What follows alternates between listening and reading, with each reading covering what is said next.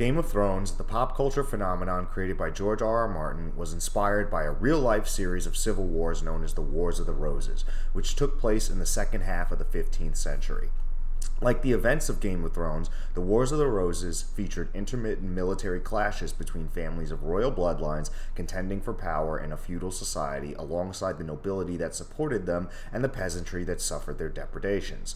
Two main differences between Game of Thrones and its real-life source material are the Wars of the Roses took place in England, not Westeros, and there were no dragons in medieval England.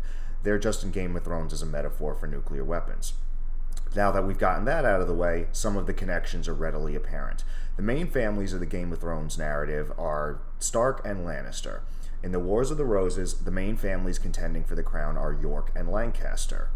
Many of the characters' names from Game of Thrones are not as easily identifiable as those of the main families with any real-life counterparts, but the deeds and backstory are nonetheless derived from important figures from the Wars of the Roses notorious enough to directly influence popular fiction nearly 600 years later.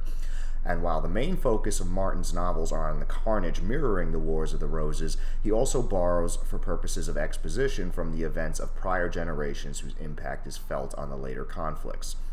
One such character I'd like to touch on is Rhaegar Targaryen.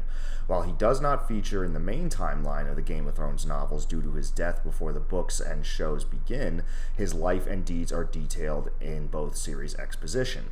For those who don't recall, I suspect anyone who doesn't know who Rhaegar was not to be listening by this point.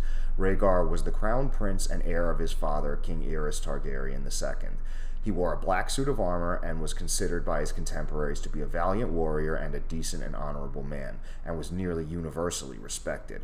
All in all, he was considered a model lord and person, and his impending ascent to the Iron Throne was eagerly anticipated. Alas, it was not to be, as Rhaegar was felled in single combat at the Battle of the Trident by Robert Baratheon, his competition for the love of Lady Lyanna Stark and the eventual usurper of Aerys' crown. There is one man who serves as the clearest influence on Rhaegar's character, Prince Edward of Woodstock, also known as the Black Prince.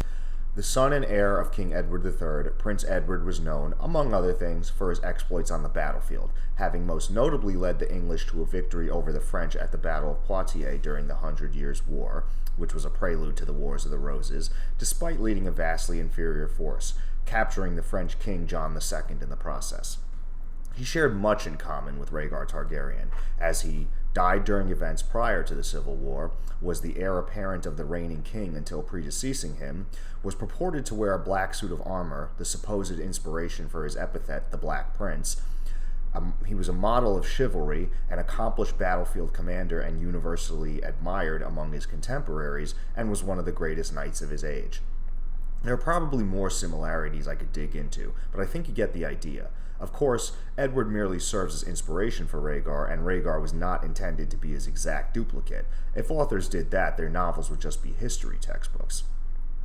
There are many aspects of Edward's life Martin tweaked to make an original character. For instance, Edward was not the protagonist of a doomed romantic subplot. While a noteworthy and unique figure, much of his life was also rather mundane and differs from Rhaegar's story in many ways.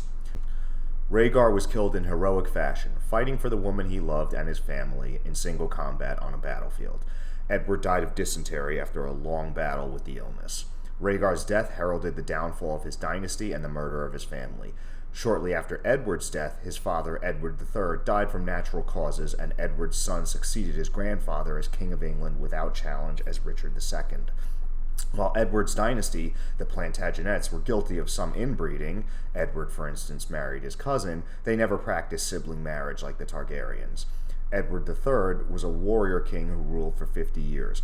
While opinions differ on the quality of his reign and its impact on English history, no one believes he was a madman like Aerys II. Fans of the show and books will all agree George R. R. Martin tells a great story full of layered, complex characters in a richly developed and historied world. While his narrative is certainly original, it nonetheless borrows from another epic tale, one that really happened.